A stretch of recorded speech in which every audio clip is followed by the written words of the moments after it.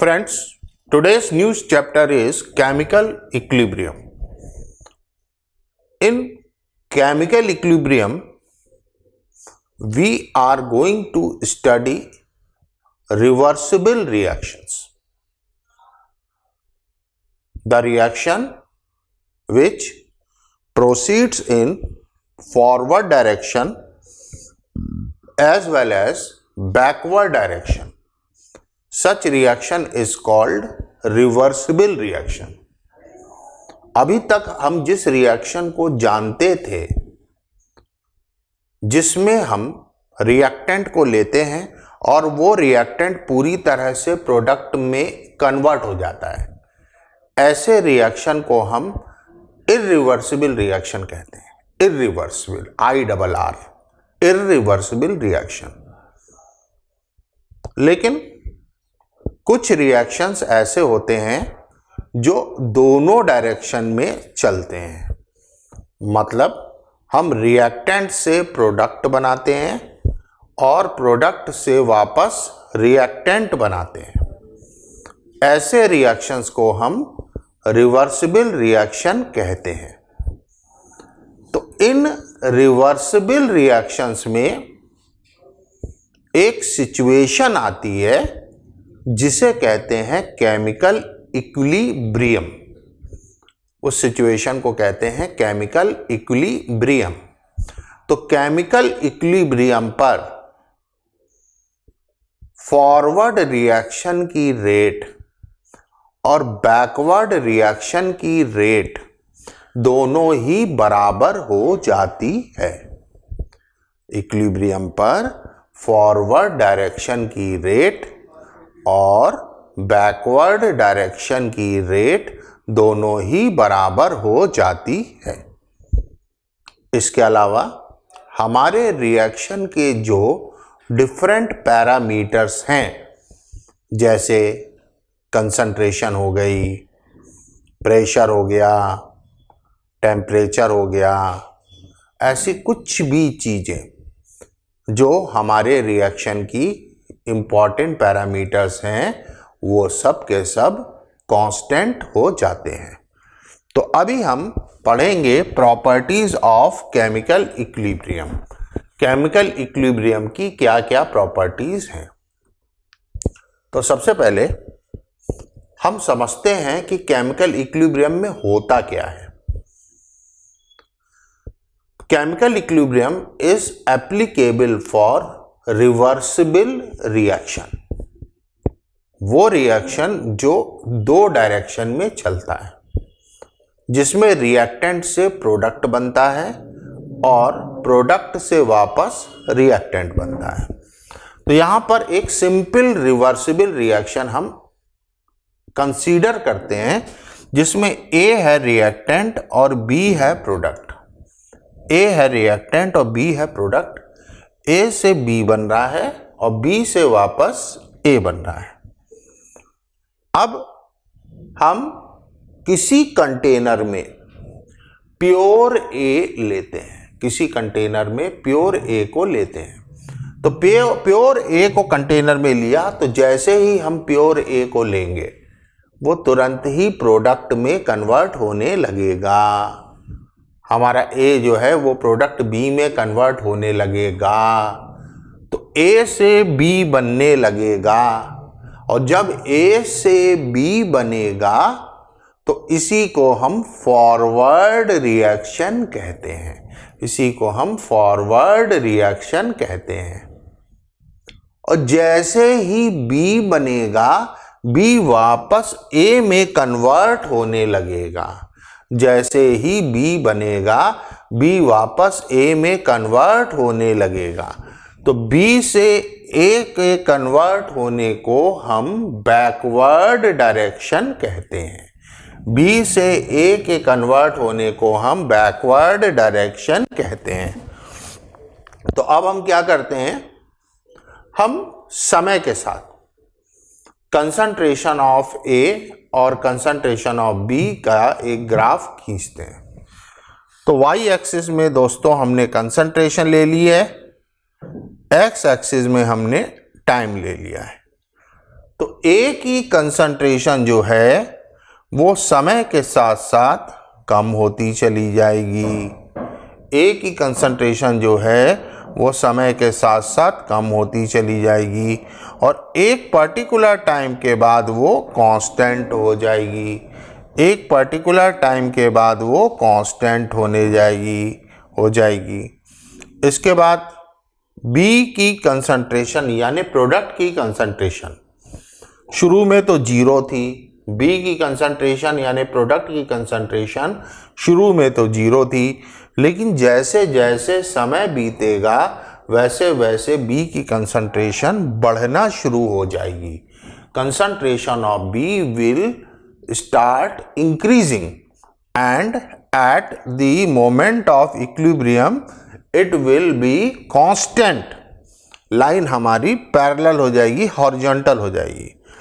तो this is concentration of A and B with respect to time.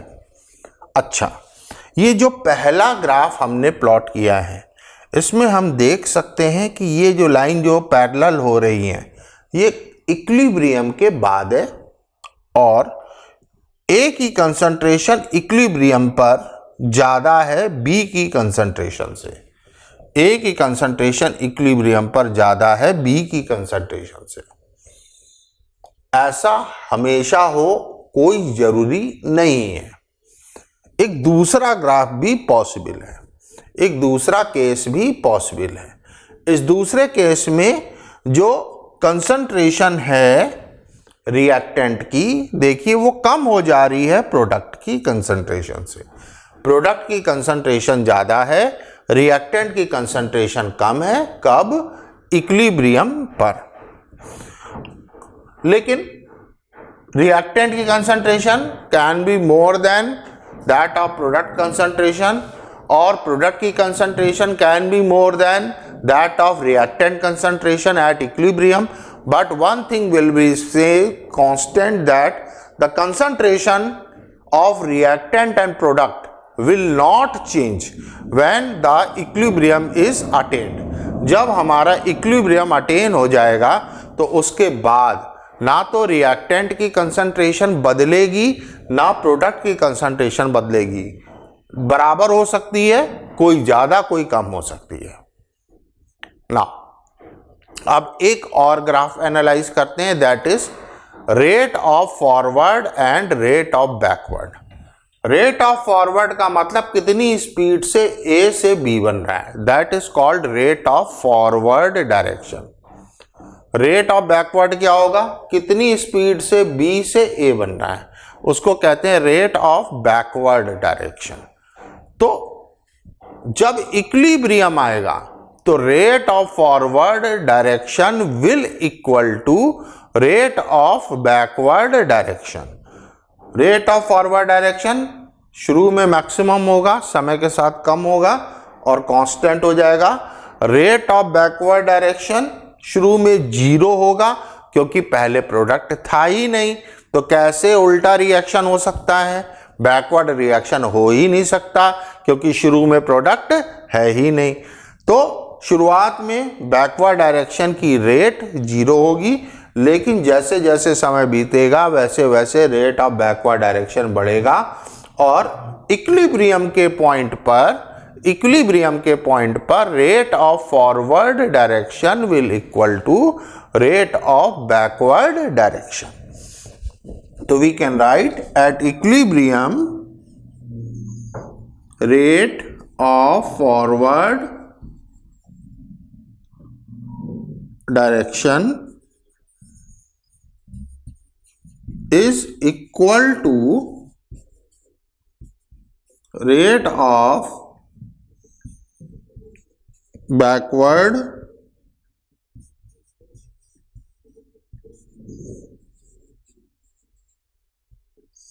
direction। तो ये हमारा रेट ऑफ फॉरवर्ड और रेट ऑफ बैकवर्ड के बारे में हम बोल सकते हैं। अगली चीज, ये जो इक्विलिब्रियम होता है ये डायनेमिक इक्विलिब्रियम होता है। इट इज डायनामिक इक्विलिब्रियम, मतलब reaction does not stop, reaction हमारा नहीं रुकता है इक्विलिब्रियम के समय, but rate of forward direction is equal to rate of backward direction. जो फॉरवर्ड डायरेक्शन की रेट होती है वो बैकवर्ड डायरेक्शन की रेट के बराबर हो जाती है इक्विलिब्रियम के समय, रिएक्शन डज नॉट स्टॉप। अब जैसे एक एग्जाम्पल लेते हैं, एक रिएक्शन लेते हैं, reaction is Fe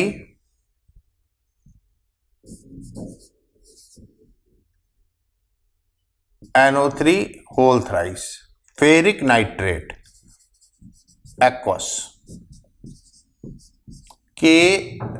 KSCN potassium thiocyanate aqueous. Product बन रहा है FeSCN thrice aqueous ferric thiocyanate plus 3KNO3 potassium nitrate aqueous. बच्चों ये रेड कलर का है, ये रेड कलर का है हमारा फेरिक थायोसायानेट, ये प्रोडक्ट जो है ये रेड कलर का है। तो ध्यान से देखिएगा, जब इक्विलिब्रियम आएगा तो हमें रेड कलर दिखाई देगा, हमें लाल रंग दिखाई देगा। तो लाल रंग की एक खास इंटेंसिटी हमको दिखाई देगी। नाउ अब हमसे कहा गया कि ये जो लाल रंग हमें दिखाई दे रहा है इसकी इंटेंसिटी क्या बढ़ाई जा सकती है या कम की जा सकती है। तो अगर ये फॉरवर्ड डायरेक्शन में होगा, अगर ये फॉरवर्ड डायरेक्शन में होगा तो और ज़्यादा FeSCN थ्राइस बनेगा, और अगर और ज़्यादा FeSCN थ्राइस बनता है तो रेड कलर की इंटेंसिटी बढ़ेगी। और अगर ये रिएक्शन रिवर्स डायरेक्शन में होता है, उल्टे डायरेक्शन में होता है, तो यहाँ पर FeSCN थ्राइस की कंसंट्रेशन कम होगी, और इसकी कंसंट्रेशन अगर कम होगी तो लाल रंग की जो इंटेंसिटी है वो अपनी डिक्रीज होगी। तो नाउ अब ध्यान से देखिए, अगर मैं इक्विलिब्रियम पर एट इक्विलिब्रियम KSCN को बढ़ा दूं, इसके अमाउंट को बढ़ा दो, KSCN की कंसंट्रेशन बढ़ा देते हैं, तो क्या होगा, अगर रिएक्टेंट बढ़ाओगे तो रिएक्शन जो है इसको कम करने की कोशिश करेगा और इसकी कंसंट्रेशन कम होगी फॉरवर्ड डायरेक्शन में। फॉरवर्ड डायरेक्शन में क्या होगा दोस्तों, फॉरवर्ड डायरेक्शन में FeSCN होल थ्राइस ज्यादा बनेगा। तो FeSCN होल थ्राइस जब ज्यादा बनेगा तो कंसंट्रेशन बढ़ेगी, तो रेड कलर की इंटेंसिटी बढ़ेगी, लाल रंग की इंटेंसिटी बढ़ेगी, लाल रंग और ज्यादा गाढ़ा हो जाएगा। और अगर KSCN होल मतलब 3 को अगर हम कम कर दें, इसकी कंसंट्रेशन अगर गिरा दें तो क्या होगा, ये रिएक्शन हमारा बैकवर्ड डायरेक्शन में आएगा, उल्टे डायरेक्शन में आएगा। तो बैकवर्ड डायरेक्शन में आएगा क्योंकि इसकी कंसंट्रेशन कम कर दी है, तो इसको बनाने के लिए ये रिएक्शन हमारा उल्टे डायरेक्शन में आएगा, और उल्टे डायरेक्शन में आएगा तो FeSCN की कंसंट्रेशन कम होगी, और कम होगी तो रेड कलर की इंटेंसिटी कम होगी, लाल रंग जो हमारा बना है उसकी इंटेंसिटी कम होगी। अगला, अगर मैं KNO3 की कंसंट्रेशन बढ़ा देता हूं, इक्विलिब्रियम पर KNO3 की कंसंट्रेशन बढ़ा देते हैं, प्रोडक्ट ज्यादा हो जाता है, तो प्रोडक्ट को कम करने के लिए ये रिएक्शन बैकवर्ड डायरेक्शन में आएगा, और बैकवर्ड डायरेक्शन में अगर आएगा तो क्या होगा, रेड कलर की इंटेंसिटी कम होगी, रेड कलर की इंटेंसिटी कम होगी। और अगर हम KNO3 की कंसंट्रेशन कम कर दें, इसकी कंसंट्रेशन कम कर दें, तो इसको बनाने के लिए ये रिएक्शन हमारा फॉरवर्ड डायरेक्शन में जाएगा, ये रिएक्शन हमारा फॉरवर्ड डायरेक्शन में जाएगा और फॉरवर्ड डायरेक्शन में ये प्रोडक्ट हमारा ज़्यादा बनेगा और रेड कलर की इंटेंसिटी हमारी बढ़ेगी, रेड कलर की इंटेंसिटी हमारी बढ़ेगी फॉरवर्ड डायरेक्शन में। इसके अलावा फ्रेंड्स, अगर हम इक्विलिब्रियम की और प्रॉपर्टीज को सोचें तो इक्विलिब्रियम पर delta G, change in Gibbs free energy, delta G की वैल्यू 0 होती है इक्विलिब्रियम पर। Change in Gibbs free energy of system, change in Gibbs free energy of system is 0 at the time of moment of equilibrium। इसके अलावा हमारी जितनी भी properties हैं, properties like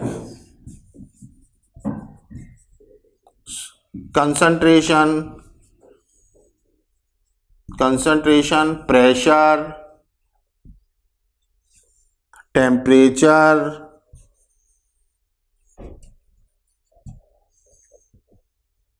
colour, refractive index, etcetera etcetera, हमारी जो जो मेजरेबल प्रॉपर्टीज होती हैं जिससे हम किसी भी मिक्सचर के कंपोजिशन को मेजर कर सकते हैं, उसकी प्रॉपर्टी को देख सकते हैं, हमारी वो प्रॉपर्टीज जो होती हैं वो कांस्टेंट हो जाती हैं, बिकम कांस्टेंट। इक्विलिब्रियम पर ये जो प्रॉपर्टीज होती हैं हमारी, ये सब की सब कांस्टेंट हो जाती है, मतलब कंसंट्रेशन सारे रिएक्टेंट की, सारे प्रोडक्ट फिक्स हो जाएगी, कांस्टेंट हो जाएगी, सबकी कंसंट्रेशन कांस्टेंट हो जाएगी। प्रेशर, कंटेनर के अंदर का pressure fix, constant. Temperature constant, जो रिएक्शन मिक्सचर का टेम्परेचर होगा वो हमारा कांस्टेंट हो जाएगा। इसके अलावा जो हमारा प्रेशर है, जो हमारा कलर है, अगर कलर आ रहा है इक्विलिब्रियम पर कि हमारा जो रिएक्शन का जो मिक्सचर है उसका एक खास रंग है, तो उस कलर की जो इंटेंसिटी होती है वो फिक्स हो जाएगी।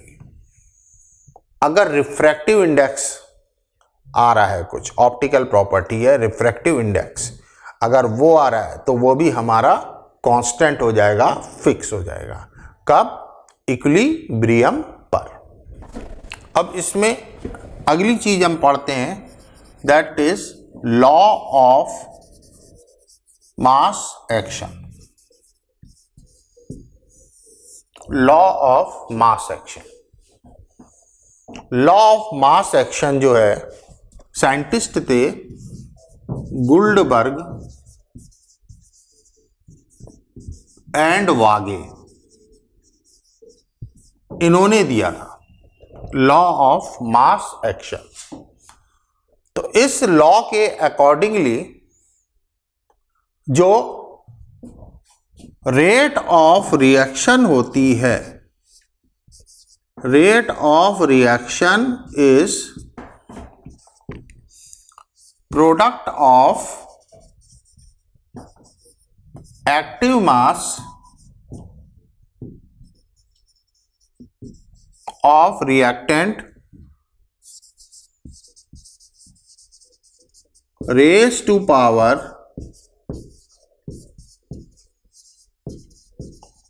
their stoichiometry constants। कि कोई भी रिएक्शन की जो रेट होती है वो उनके रिएक्टेंट के एक्टिव मास की कंसंट्रेशन की पावर स्टोइचियोमेट्रिक कांस्टेंट के प्रोडक्ट के डायरेक्टली प्रोपोर्शनल होती है। Is proportional to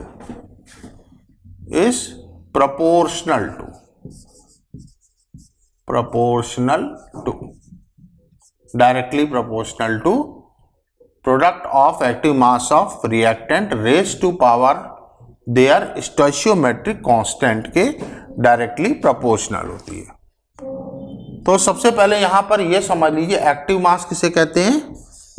active mass is concentration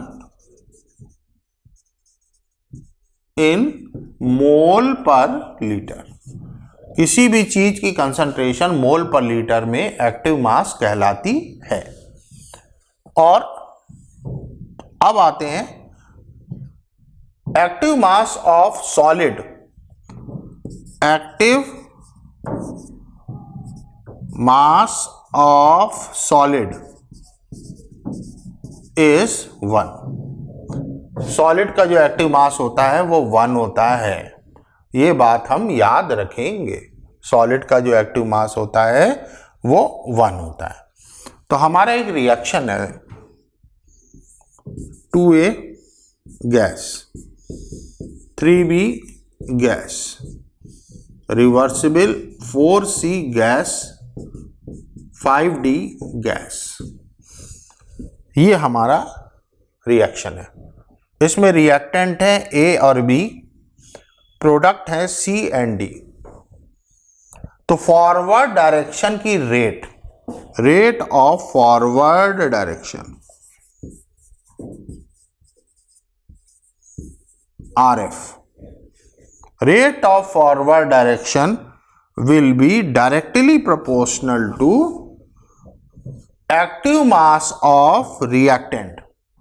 अब रिएक्टेंट कौन है फॉरवर्ड के लिए? A and B। Concentration of A into concentration of B, product of active mass of reactant raise to power their stoichiometric constant. अब A का स्टोइचियोमेट्रिक coefficient कितना है? 2 और B का स्टोइचियोमेट्रिक कोएफिशिएंट कितना है? 3। तो RF will be equal to, अब यहां पे प्रोपोर्शनलिटी का साइन हटाएंगे तो एक कांस्टेंट लगाएंगे जिसे कहेंगे KF, A की पावर 2 इंटू B की power 3। KF is rate constant for forward direction.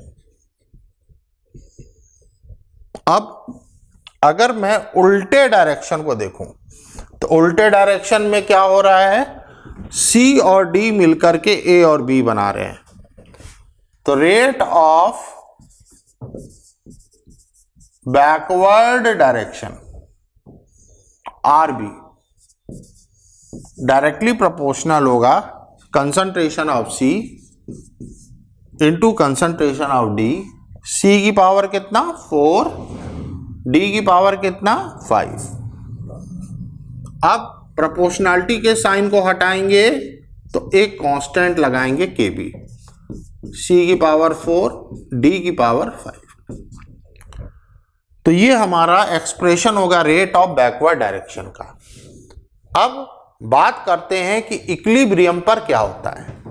Equilibrium पर rate of forward direction is equal to rate of backward direction. तो rate of forward is equal to rate of backward at equilibrium. तो KF A की power 2, B की power 3 equal to KB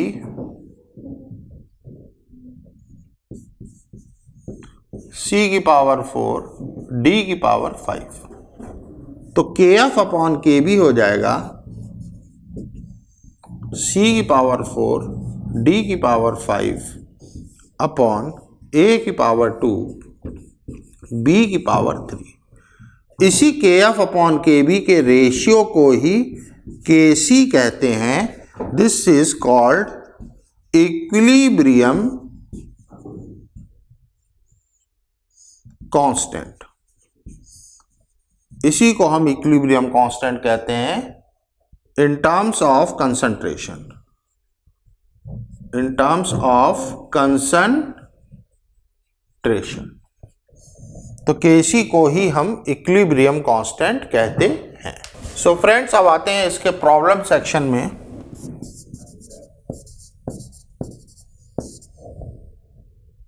we have given a graph of concentration versus time.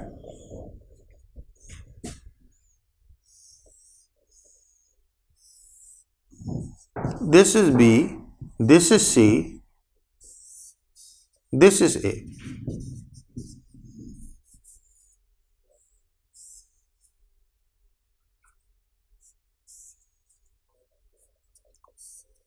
Question हमसे यह पूछा जा रहा है कि for these graphs, for this graph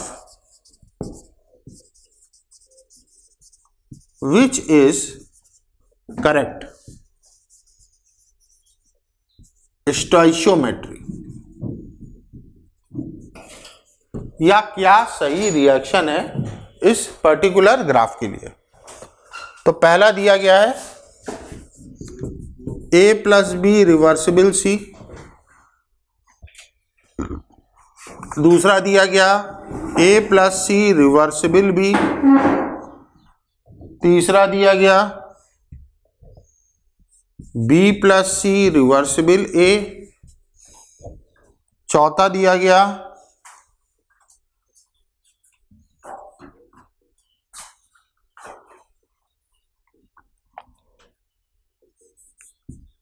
चलो तीन ही दे दिए गए। अब ध्यान से देखिए, अब ये हमारा तीन ग्राफ है।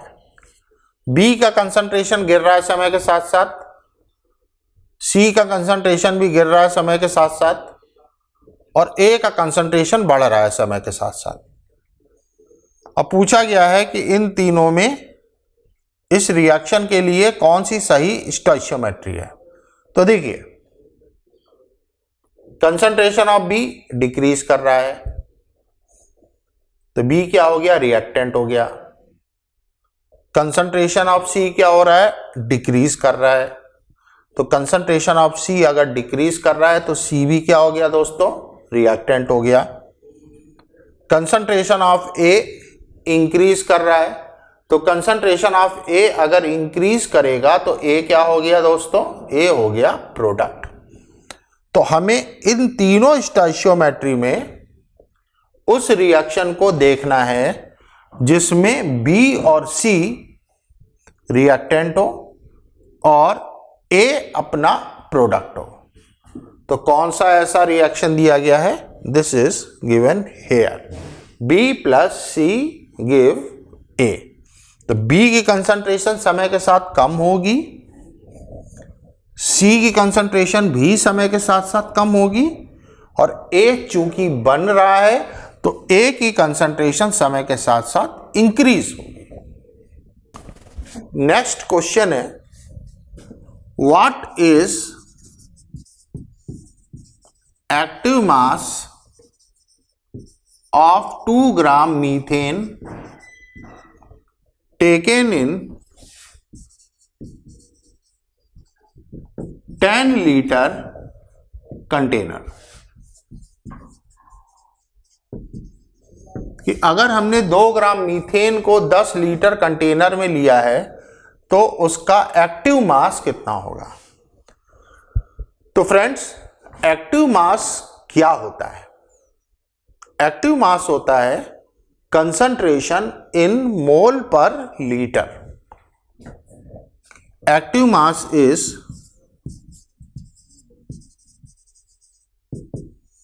मोल per litre, number of mole of substance जिसका एक्टिव मास निकालना है, और वॉल्यूम इन लीटर। तो अब देखिए, 2 ग्राम मीथेन है, तो 2 ग्राम मीथेन के नंबर ऑफ मोल कितने हो जाएंगे? Number of mole is weight upon molar mass. Weight दिया है 2 ग्राम और मीथेन का मोलर मास कितना होगा? मीथेन का फॉर्मूला होता है CH4, एक कार्बन 4 हाइड्रोजन। जोड़ो, इनके एटॉमिक मासेस को ऐड करो तो इसका आएगा molar mass. Molar mass carbon का होता है 12 और 4 हाइड्रोजन का होगा 4, तो 12 + 4 = 16, तो इट विल बी 1/8। तो 1/8 mole of methane are present and volume of container is 10 litre. तो एक्टिव मास हो जाएगा 1/8/10, that will be 1/80 mole per liter. Friends, next question है, if value of equilibrium constant for a reaction is 2 × 10⁻², and value of rate constant of forward reaction is 4 × 10⁻³, then calculate rate constant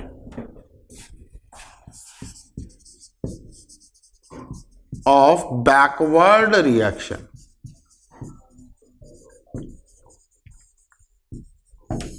तो friends, इसमें की दिया क्या गया है? हमें equilibrium constant की वैल्यू गिवन है, हमें rate constant for forward reaction given है और rate constant for backward reaction हमसे पूछा जा रहा है। तो कौन सा फार्मूला ऐसा है जो equilibrium constant, rate constant for forward and rate constant for backward के बीच में रिलेशन बताता है? तो फॉर्मूला है Kc = Kf/Kb, जहां Kc जो है रेट कांस्टेंट, इक्विलिब्रियम कांस्टेंट है, Kf rate constant for forward direction, Kb rate constant for backward direction है। अब यहां पर हम वैल्यू डालते हैं। Kc की वैल्यू है 2 × 10⁻², Kf की वैल्यू है 4 × 10⁻³ और Kb की वैल्यू हमसे पूछी जा रही है। तो Kb हो जाएगा 4 × 10⁻³ /